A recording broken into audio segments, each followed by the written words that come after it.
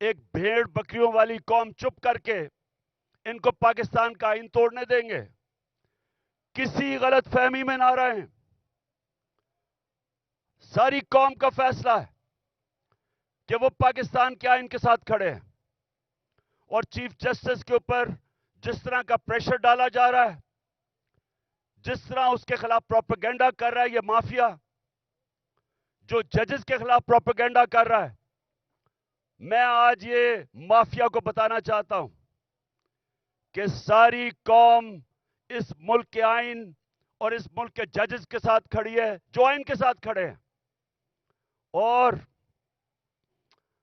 میں آج اناؤنس کر رہا ہوں کہ انشاءاللہ اگلے ہفتے سے میں جلسے کروں گا، شروع کروں گا ادھر سے،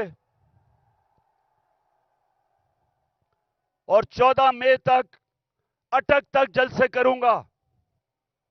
میں پبلک میں نکلوں گا، عوام کو تیار کروں گا، اور عوام کو تیار کروں گا کہ ہم کسی صورت یہ جو 2 کیئر ٹیکر پنجاب میں گورنمنٹ اور پختونخوا میں جن کا مدت ختم ہو چکی ہے، ان کی کوئی قانونی حیثیت نہیں ہے، ان کا جواز آج بالکل غیر قانونی ہے، تو ہم ڈیمانڈ کریں گے کہ ہمیں الیکشن دیے جائیں. پنجاب کا الیکشن اناؤنس ہو چکا ہے، اس کی کیمپین شروع کر رہا ہوں. پختونخوا کے لیے ہم ہائی کورٹ میں، ہم سپریم کورٹ میں جائیں گے. وہاں کے لوگوں کے لیے بھی الیکشن چاہتے ہیں، کیونکہ 70% پاکستان میں عوام کی کوئی نمائندگی نہیں ہے. ہمارا آئین پاکستان کا کہتا ہے کہ اللہ کی حاکمیت کے بعد عوام کے نمائندوں کی حاکمیت ہے.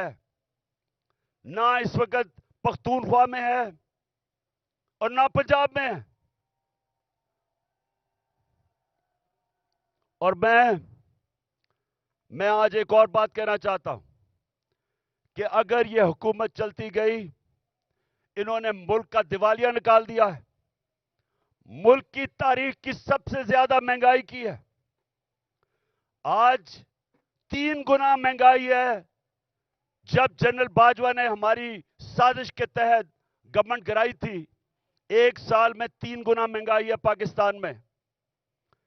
آج سن لو ذرا سارے پاکستانیوں، آپ کے بینک میں 1 سال پہلے جو 100 روپیہ تھا، آج وہ اس کی صرف خریدار کی قوت 62 روپیہ رہ گئی ہے. اور اگر جس کو کہتے ہیں، جو ہر انسان استعمال کرتا ہے، جس کو سینسٹو پرائس انڈیکس کہتے ہیں، اس میں اگر 100 روپیہ تھا تو آج صرف 52 روپے رہ گئے. یعنی کہ تقریباً آدھا پیسہ ہو گیا آپ کا 1 سال کے اندر، جب سے یہ امپورٹڈ کرپٹ لوگوں کی حکومت آئی ہے، این آر او والی حکومت آئی ہے. تو جب انہوں نے ملک کا دیوالیہ نکال دیا، تاریخی قرضے لے لیے، مہنگائی میں لوگ ڈوب رہے ہیں، فیکٹریاں، انڈسٹری بند ہو رہی ہے، بے روزگاری بڑھ رہی ہے، اور اس کے علاوہ دنیا میں پاکستان ذلیل ہو رہا ہے. جو بلاول بھٹو ہندوستان گیا ہے، جس طرح کا وہاں رویہ ہندوستان کے فارن منسٹر کا تھا، یہ ہم سب کے لیے شرمندگی کا باعث ہے. سوال یہ پوچھتے ہیں کہ ساری دنیا کے چکر لگا رہے ہو بلاول بھٹو، پہلے بتاؤ جانے سے پہلے آپ یہ کسی سے پوچھتے ہیں کہ جب آپ ایک ملک کا پیسہ خرچ کر رہے ہیں، ڈالر خرچ کر رہے ہیں ٹرپس پہ، تو اس کا فائدہ اور نقصان کیا ہوگا؟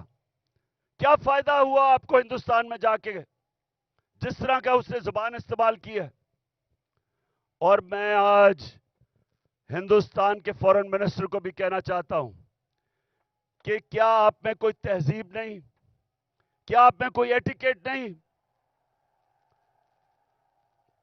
کہ ہمارے آپ کے ملک میں ایک مہمان آتا ہے، یا تو اس کو بلائیں نا، لیکن بلا کے اس طرح ذلیل کرنا، یہ ہندوستان پہ ریفلیکٹ کر رہا ہے.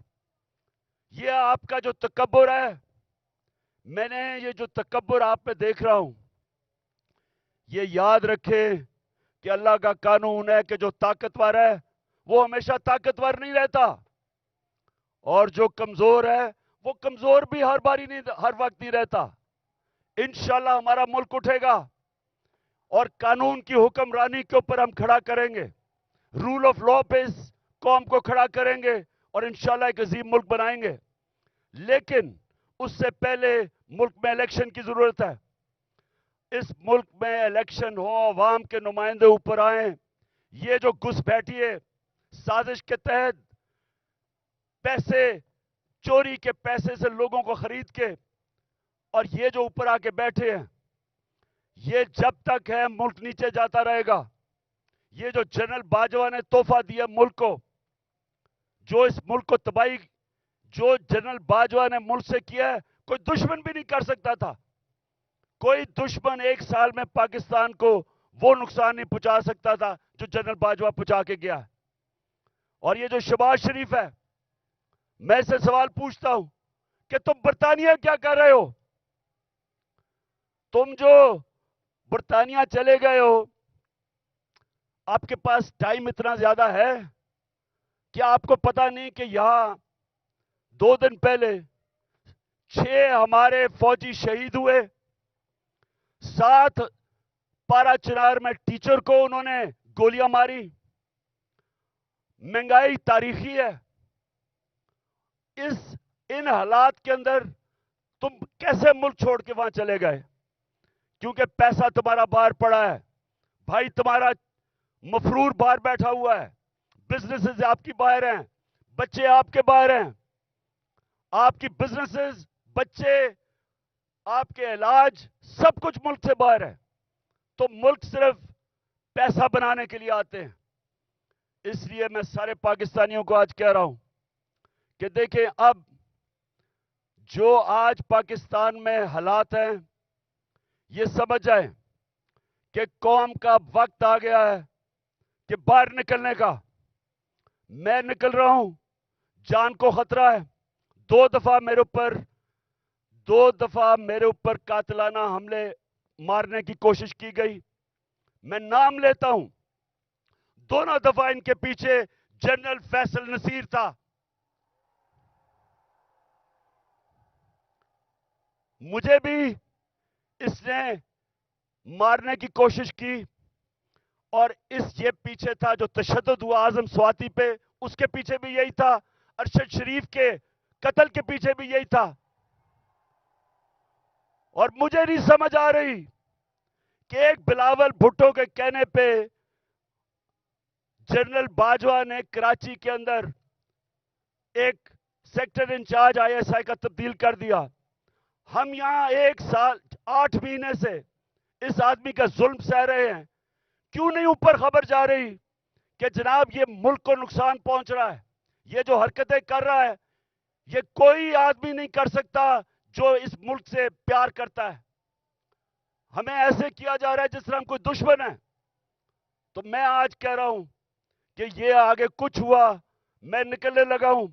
میں جلسے کروں گا اگلے ہفتے سے 14 مئی تک، میں جلسے کروں گا. کچھ مجھے ہوا، ساری قوم کو کہہ رہا ہوں کہ جنرل فیصل نصیر کا نام یاد رکھ لو، یہ ذمہ دار ہوگا. اور میری قوم، جس طرح آج آپ سارے نکلے ہیں گاؤں میں، محلوں میں، جس طرح اپنے اپنے آئین کے ساتھ کھڑے ہوئے ہیں، اور جو چیف جسٹس آئین کے ساتھ کھڑا ہے جس طرح اس کے ساتھ کھڑے ہوئے ہیں، میں آج آپ کو سلام پیش کرتا ہوں. آپ ایک زندہ قوم بن گئے ہیں. یہ یاد رکھیں گے، جب ایک قوم کا آئین گیا، اس کا مطلب اس کا قانون گیا، اس کا مطلب اس کا انصاف کا نظام گیا، اس کا مطلب کہ رول آف لا گیا، اور اس کا سب سے بڑا مطلب کہ اس قوم کی آزادی گئی. وہ قوم غلام بن گئی. وہ قوم جنگل کے قانون میں طاقت کی حکمرانی کی وجہ سے طاقتور کی غلامی کرتی ہے. تو یہ ہماری یہ سیاست نہیں ہو رہی. آزادی کے لیے سیاست نہیں کرتا. آزادی کے لیے جہاد ہوتی ہے. یہ ہم جہاد لڑ رہے ہیں. ہم اپنے ملک کو آزاد کرنے کے لیے, قانون کی حکمرانی قائم کرنے کے لیے ہم سب جہاد لڑ رہے ہیں. اور آپ نے اب میرے ساتھ چل رہے ہیں. میں اب نکلنے لگا ہوں, اور انشاءاللہ ہم تب تک سانس نہیں لیں گے جب تک الیکشن کروا کے اس ملک کو ہم آزاد نہیں کرتے. پاکستان زندہ باد.